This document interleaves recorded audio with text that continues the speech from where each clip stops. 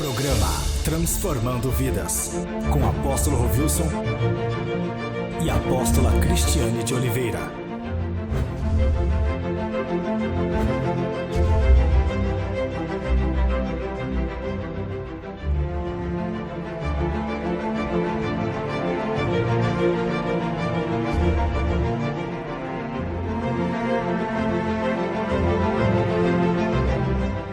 Muito bom dia você que tem acompanhado o programa Transformando Vidas. É um privilégio muito grande nós podermos compartilhar a palavra de Deus com você. Quero mandar um abraço a todos os irmãos aí do sul de Minas, né? Nós temos trabalho não somente em Poste Caldas, mas nós temos trabalho também em Bandeira do Sul, Alfenas, nós temos trabalho em Machado, Serrania, Campos Gerais.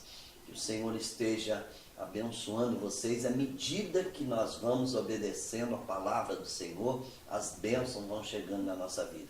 É isso que nós da Igreja Evangélica Avivamento para as Nações desejamos a vocês. Estamos chegando ao final de mais um ano, né?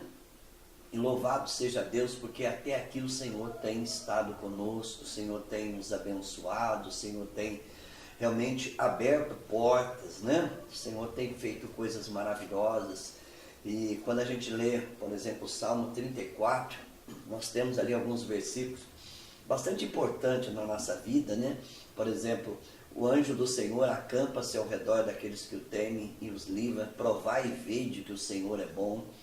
Muitas são as aflições do justo, mas o Senhor as livra de todas. Então, quando a gente chega, por exemplo, no final de mais um ano, e a gente começa a fazer uma retrospectiva de tudo aquilo que o Senhor fez, das lutas que nós passamos, dos livramentos que nós tivemos, porque eu creio que muitos livramentos que nós tivemos, o Senhor nem mostra para nós, não deixa nem a gente ficar sabendo, porque senão seria um problema muito grande para a nossa vida emocional. Mas pelo fato de nós estarmos chegando no final do ano, já é um grande livramento. Quantas pessoas, por exemplo, já partiram, né? Já foram para a eternidade, e nós estamos aqui de pé pela graça do Senhor, pela misericórdia do Senhor. Tudo isso aí é um motivo muito grande de nós comemorarmos, de nós nos alegrarmos e de nós prestarmos assim uma ação e graça ao Senhor por tudo que Ele tem feito. Então, meu amado, nós desejamos a você, toda, né, a sua família, que você possa estar no caminho do Senhor. Ele é o único caminho, tá bom? Esse é a primeira mensagem da Igreja Evangélica Avivamento para as Nações. Entrega o teu caminho ao Senhor, confia nele, o mais Ele fará. Porque o que nós estamos fazendo aqui, por exemplo, com tudo isso que nós estamos adquirindo, né? Isso é importante na nossa vida, mas e a eternidade? Você está adquirindo o quê? Que você tem preparado para a eternidade? Hoje nós vamos estar falando um pouquinho sobre a eternidade. Mas antes disso, você vai acompanhar a vinhetinha, a chamada do nosso programa, e logo em seguida nós retornaremos. Você quer ficar por dentro das novidades do nosso ministério? Então curta a nossa página oficial no Facebook, Igreja Evangélica Avivamento para as Nações. Lá você confere tudo o que vai acontecer em nosso ministério. E para você que é jovem, também pode nos acompanhar em nossa página, Aviva Jovem Oficial, ou pelo nosso canal no YouTube, TV Aviva as Nações. Ministério Avivamento para as Nações, conectando você no trono de Deus.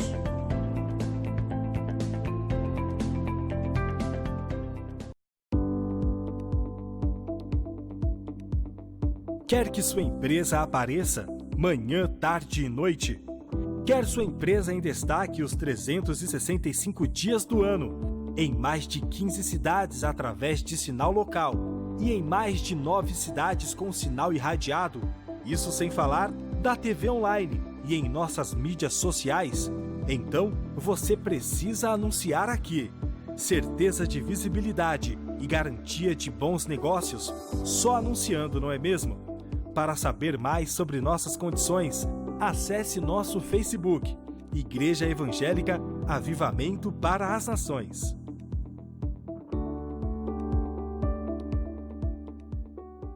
Glórias a Deus. Gostaria de falar com você, meu amado, com relação à eternidade. Essa semana eu tive lendo alguma coisa dos cientistas. A gente não vai, né? Claro, a gente respeita a ciência, respeita uma série de coisas, tanto é que a Bíblia, ela está na frente de tudo isso. Se você ler a Bíblia com atenção, tudo isso que, por exemplo, que as pessoas falam, a Bíblia já fala milhares de anos atrás, né? Então, mas a gente respeita, mas uma comprovação, né, de que, por exemplo, a alma, ela é eterna. A alma, ela sai, quando a pessoa morre, ela sai do corpo e ela entra no universo. Agora, eles estão, né, comprovando isso daí e tal. A Bíblia já fala isso daí. Claro que a Bíblia não fala que entra no universo. Nós temos, por exemplo, pela palavra de Deus, quando a pessoa morre, a Bíblia trabalha com dois caminhos. Ou a pessoa vai para o céu, ou ela vai para o inferno. A Bíblia não trabalha com outras hipóteses. A Bíblia só trabalha porque é a palavra de Deus, né? Não é a Bíblia, eu me referindo a simplesmente mais um livro. Estou me referindo ao livro dos livros, porque o autor é o Espírito Santo de Deus. Então a Bíblia, ela já comprova isso daí há, né, centenas de anos atrás. Então, essa semana eu li alguma coisa que eles estão fazendo essa pesquisa, que a alma, por exemplo, a partir do momento que a pessoa morre, a alma sai e ela entra no universo. Agora eu pergunto para você. Então, você que questiona alguma coisa da palavra de Deus, né, é incrédulo com relação a isso, então vamos dizer que você agora concorda com a ciência. Então a tua alma sai e entra no universo. Agora, o universo também é vago isso, né? Entra no universo. O universo é uma imensidão. Agora, vai para onde no universo? Isso a Bíblia já responde.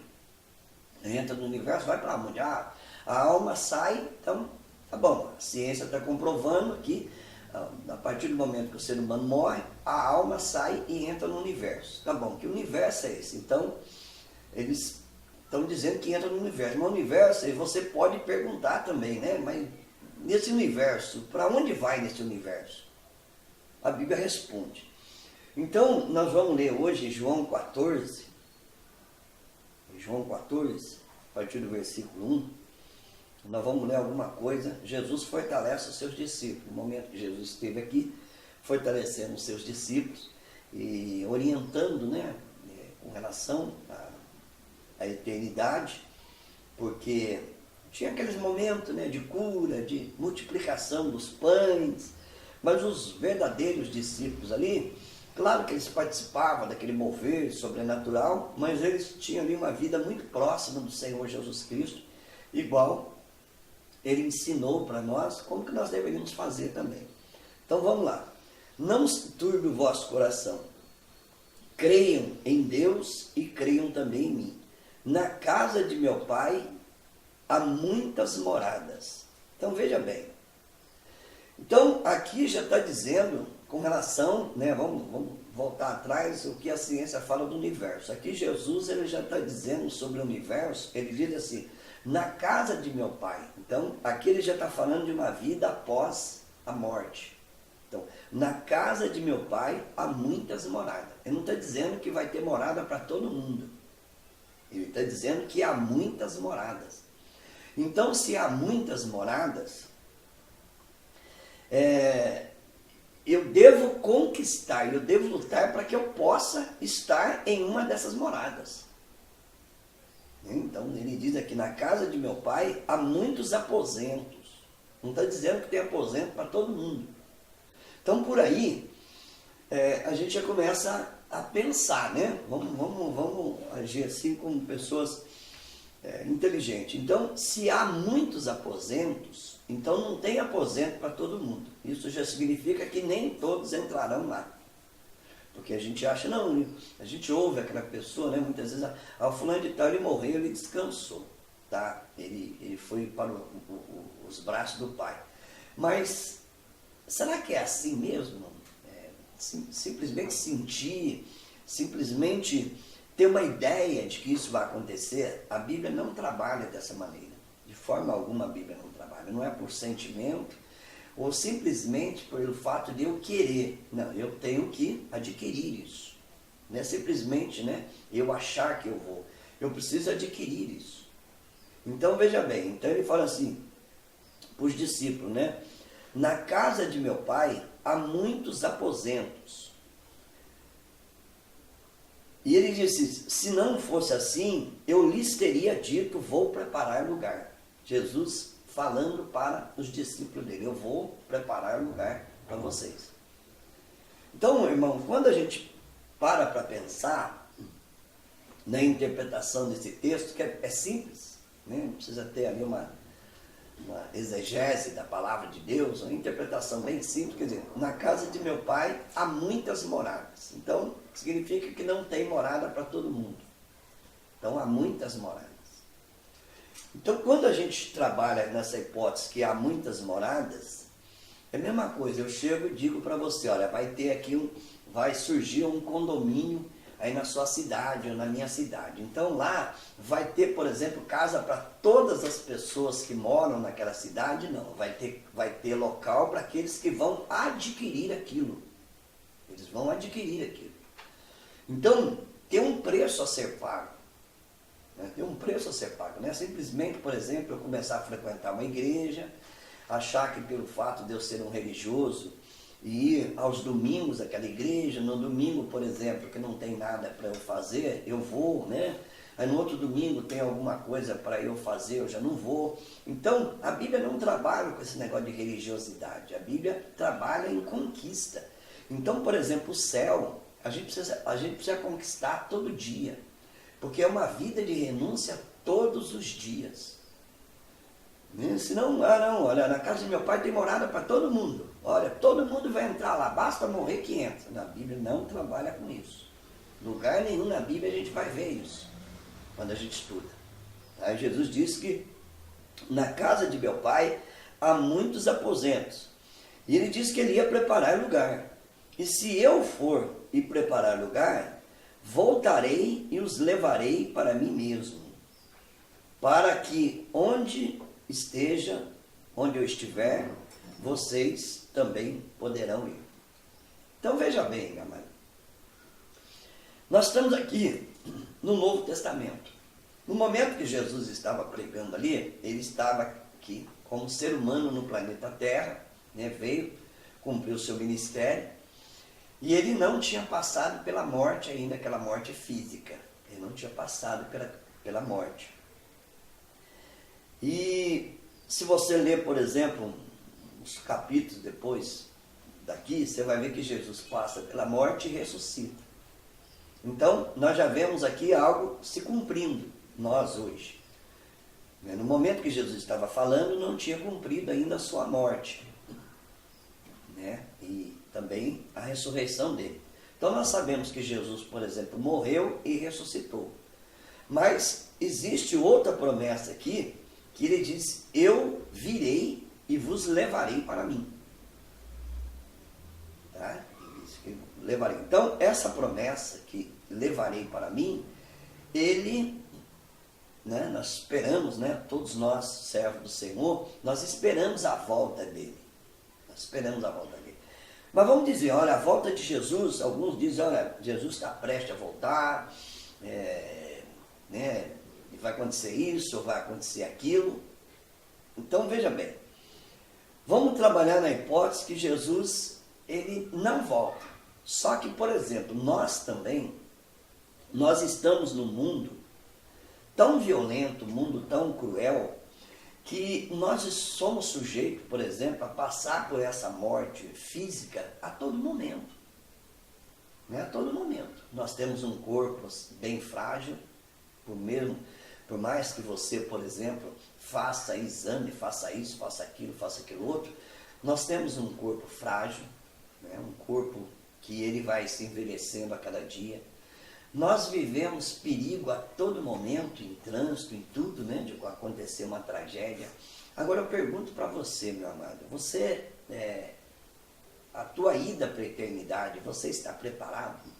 Talvez você está aí me assistindo e dizendo, puxa vida, eu não quero ouvir isso, eu queria ouvir sobre uma palavra de autoajuda, mas hoje eu estou dando uma palavra de ajuda do alto.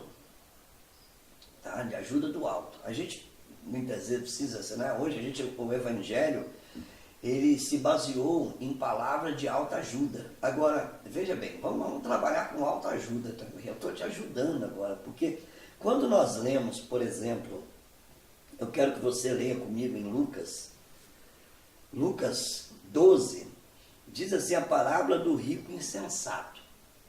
Né? Então vamos ver o caso desse irmão.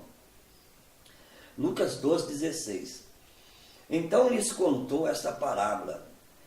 A terra de certo homem rico produziu muito. Ele pensou consigo mesmo: o que vou fazer? Não tenho onde armazenar minha colheita. Então disse: já sei o que vou fazer. Vou derrubar os meus celeiros e construir outros maiores. E ali guardarei toda a minha safra e todos os meus bens. E direi a mim mesmo: você tem grande quantidade de bens armazenados para muitos anos. Descanse, coma, beba e alegre-se. Então, quando nós olhamos para esse lado, aparentemente parece que o homem, né, é normal.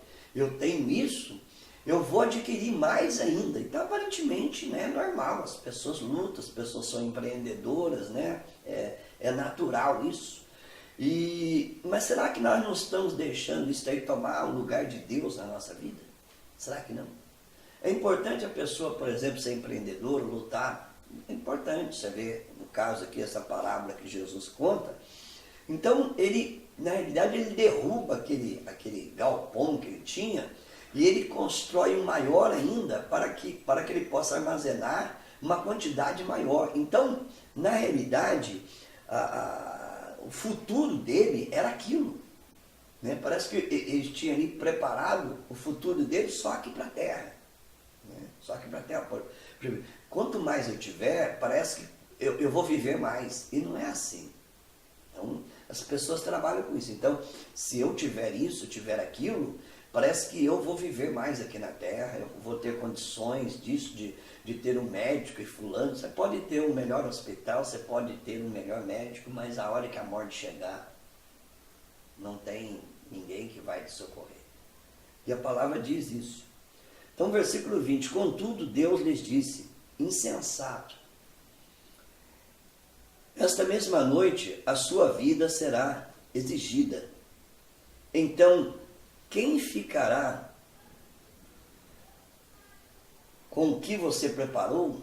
Ou seja, na realidade, você está preparando aquilo, parece que você está preparando para viver eternamente aqui na terra. Então, o Senhor chama atenção, fala: essa noite pedirão a tua alma. O Senhor chama ele de louco: essa noite pedirão a tua alma. E aquilo que você está preparando, com quem vai ficar? Para quem vai ficar isso daí? Não é? Então, a gente tem que, por exemplo, ter um bom emprego. Nós podemos, por exemplo, ter uma boa casa, ter isso, ter aquilo, mas não é aquilo que vai garantir, né, a nossa eternidade. O que vai garantir a nossa eternidade é aquilo que Jesus, por exemplo, ele ministra lá em Mateus, capítulo 5, não acrescentai tesouro aqui na terra, porque aonde o ladrão rouba é a ferrugem, consome, mas nós devemos acrescentar tesouro no céu. E o que você tem feito, meu amado? Né? Talvez, por exemplo, você questiona o Evangelho, você faz isso. Claro, você tem um direito. Aqui na terra você tem um livre-arbítrio. Deus deu livre-arbítrio para nós. Quando Deus, por exemplo, ele deixou lá no Éden a árvore da ciência do bem e do mal, ali ele deu o livre-arbítrio para a pessoa escolher. Então a pessoa tem direito, você pode escolher. Enquanto você estiver vivendo, você pode escolher. Né? Tanto é que esse homem aqui insensato, ele escolheu: puxa vida, eu vou construir aqui um galpão maior, eu vou fazer isso. Então a vida dele era baseada naquilo que ele tinha aqui na terra. E a gente vê, inclusive dentro da igreja, a gente vê pessoas correndo pelos seus interesses pessoais. Né? A gente trabalha com isso, né? A gente tenta tirar isso, igual Jesus estava aqui orientando os seus discípulos. Então a gente tenta tirar isso da pessoa. Nós devemos, né, repetindo, ter um bom emprego, ter uma renda boa, mas não é isso que vai garantir, por exemplo, o meu futuro eterno. Isso aí pode garantir o meu futuro, talvez 1 ano, 2 anos, 3 anos, não sei quanto tempo você vai viver, quanto tempo nós vamos viver aqui na Terra, pode garantir alguma coisa aqui. Mas e depois? O que você está lutando para você, por exemplo, em vez de você estar lutando para ter um galpão maior, né? Está aí querendo coisas, sendo um ganancioso, por que você não luta pelas coisas espirituais? Por que você não tem esse mesmo empenho pelas coisas espirituais? Coisas eternas. Então, primeiro, meu amado, na casa de meu pai há muitas moradas. Ou seja, não tem morada para todos.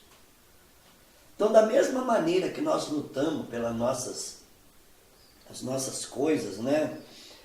Pessoais, você lutar pelo ser empreendedor, estudar, tudo isso é importante na nossa vida aqui na Terra. Agora, o que você tem lutado para aumentar a tua fé cada dia mais? Para aumentar a tua convicção cada dia mais? Será que pelo fato de eu frequentar uma igreja, eu passo a semana inteirinha lutando, né, pelas minhas coisas pessoais, será que eu estou garantindo a minha salvação? Você vai encontrar pessoas que dizem que você já está salvo. Isso é uma grande mentira que Satanás lançou. É só ler a Bíblia. Você tem todo o direito de ler a palavra. De ler a palavra. Quando Jesus menciona, por exemplo, que nós temos que ser fiel até a morte, ali já tira essa, né? Já na realidade, nós estamos refutando aquela ideia de que uma vez salvo e salvo para sempre. Isso é uma mentira de Satanás na vida, que usou aí um teólogo no passado para inventar essa mentira aí miserável. Então nós temos que lutar. A vida com o Senhor Jesus Cristo é vida de renúncia. Então, por exemplo, você tem lutado dia a dia por isso, por aquilo outro, né? Passa a semana inteira, corre atrás disso, corre daquilo ali, sai do trabalho, vai para a escola, sai da escola, vai para outro trabalho, tudo bem, você está fazendo isso. Agora, o que você está construindo?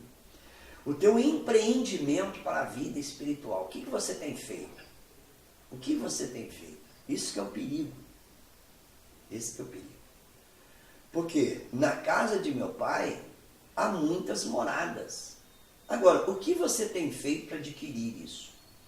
O que você tem feito? Você tem lutado pela tua salvação? Você tem crescido espiritualmente? Não é?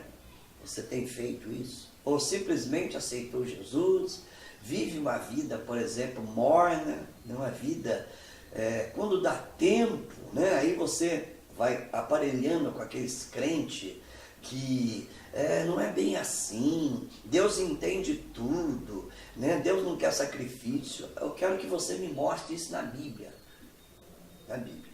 Porque a gente vai criando o nosso evangeliquez, né? Nós vamos criando aquelas palavras, aquelas frases, que na realidade, ao invés de a gente ler a Bíblia, a gente vai ouvindo essas frases, e principalmente desses crentes mornos. Sendo que, quando você estuda as 7 cartas, em Apocalipse capítulo 2, capítulo 3, período da igreja, as épocas da igreja aqui na Terra, você vê que a maioria de teólogo fala sobre a igreja de Laodiceia, a qual nós estamos vivendo agora. Aquela igreja morna, aquela igreja que Jesus está vomitando. E uma igreja, um ponto de vista rica, e o Senhor a chama de miserável, pobre e nu. Porque se você, por exemplo, estudar a história da igreja, desde a época, por exemplo, do Pentecoste, até os anos 300, onde a igreja era uma igreja perseguida, uma igreja ali que os irmãos davam a vida mesmo, lutavam pela causa do Evangelho. Depois, através de Constantino, ela começa a misturar a igreja e Estado, aí virou, né, aquela bagunça até o ano de 1500, onde Lutero vem e faz a reforma, e começa ali. Se você, por exemplo, estudar pós-reforma, tinha ali verdadeiros homens de Deus, homens comprometidos, que chegavam, por exemplo, quando você lê o livro Heróis da Fé, você vai se deparar com alguns homens desses, que eles lutaram por país, se dedicaram, eram homens mesmo assim, missionários. Hoje, você vê uma igreja totalmente alienada da palavra. Uma igreja que eles estão à busca, por exemplo, de ter um galpão maior para que ele possa armazenar a sua riqueza, né? Quer dizer, eu tenho isso aqui, agora eu quero Então, a igreja está sendo levada a isso. Isso é o perigo. É o perigo. Por quê? A nossa morada no céu não é simplesmente por sentimento. Não é simplesmente eu achar, olha, eu sou bonzinho, eu sou uma pessoa que eu faço isso, faço aquilo. Nem aí você está querendo ser salvo pelas obras. A palavra de Deus condena esse tipo de coisa. As obras são importantes? São, desde que eu entenda, por exemplo, que eu tenho que ter uma vida de renúncia, eu tenho que ter uma vida de santidade, eu tenho que ter uma vida de compromisso. Isso daí não é um antigamente falava, né? O crente radical. Hoje eles estão falando fundamentalista, né? Só a gente lutar pelos ideais da palavra de Deus, só a gente lutar pelos princípios da palavra de Deus, já estão nos chamando de fundamentalista. Você chama do jeito que você quiser, tá? Eu sempre vou defender a palavra do Senhor, porque é ela que nós temos que defender. Nós somos pregadores da palavra de Deus. Eu não sou pregador de frases aí, por exemplo, de ideologia, de filosofia, mas eu sou pregador da palavra de Deus. Eu tenho que defender a palavra de Deus, igual eu acabei de ler para você aqui, 2 textos da palavra do Senhor. Se eu sou pregador da palavra de Deus, eu vou começar a pregar o quê? Eu tenho que pregar a palavra. Pregar a palavra do Senhor. Então, o que nós podemos ver com relação a isso? A resposta de Jesus para aquele homem que estava sempre pensando, né, em ter mais, aquela ganância de ter mais, porque estava lutando pela sua vida aqui na terra. Né? Ser um empreendedor, ser rico aqui na terra, tudo bem, você pode ter. Deus é dono do ouro e da prata. Agora, o que você, por exemplo, está empreendendo, né, para a sua vida espiritual? Você é um empreendedor da sua vida espiritual? O que você tem feito? Você é um líder de célula, tem lutado pela tua célula? Você é um pastor, tem lutado pela sua igreja, pelo seu núcleo? O que você tem feito? Né? Então, está te levando para onde? Então, o que Jesus responde para esse homem? Chama de louco. Essa noite te pedirão a tua alma. O que você tem? O que adianta você ter o melhor carro, a melhor casa, o melhor plano de saúde, o melhor médico? O que adianta? A morte chegou, você vai. E agora, para onde você vai? Você entra no universo, para onde você vai? Para onde vai? Esse é o perigo, meu irmão. Eu não sei o que está acontecendo com você. Eu não sei quem é você. Mas eu sei o Deus que eu sirvo. Eu conheço o Deus que eu sirvo. Então, o que adianta um homem ganhar o mundo inteiro e perder a sua alma? Não é ganhar simplesmente, né, o melhor salário da cidade, o melhor salário do país. O que adianta um homem ganhar o mundo inteiro e perder a sua alma? O que adianta? O que você tem feito? O que você tem, por exemplo, lutado para o seu crescimento espiritual? Nós temos que lutar todo dia para o nosso crescimento espiritual, senão o diabo ele vai minando, até nos destruir espiritualmente. Quero orar por você. Próximo programa nós continuaremos falando sobre isso. Porque nós entraremos na eternidade. E o que nós temos feito para isso? O que nós temos feito? Onde quer que você esteja, meu amado, aceite Jesus como Senhor e Salvador da sua vida. Pode entrar em contato conosco, entre aí, né? Igreja Evangélica Avivamento para as Nações. Pode entrar aí na minha página, Apóstolo Rovilson de Oliveira. Entre em contato conosco, que nós vamos dar todo o suporte espiritual para que você possa ter uma vida muito abençoada.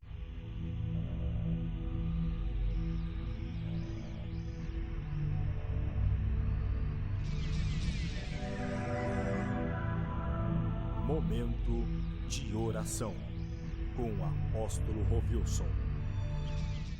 Pai amado e glorioso Deus, eu entrego, Senhor Deus querido, essa vida diante de Ti. Pai querido e precioso, eu creio que a maior riqueza que nós podemos ter e viver com ela todos os dias, Senhor, é a certeza que nós todo dia lutamos pela nossa salvação, meu Pai. Te louvamos, Senhor Deus querido e poderoso, em nome de Jesus. Próximo programa, nós vamos falar como nós podemos desenvolver a nossa salvação. Tá bom? Deus abençoe a sua vida.